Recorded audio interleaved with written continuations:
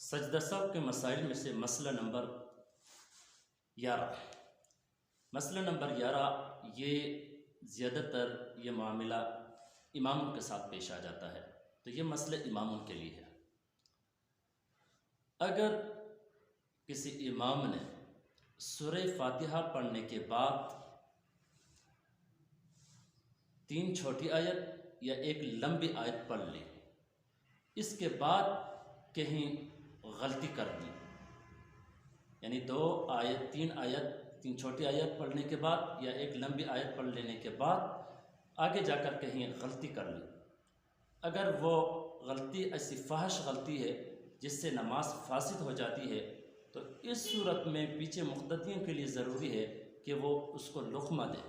وہ اگر لقمہ نہیں دیں گے تو سب کی نماز فاسد ہو جاتی ہے۔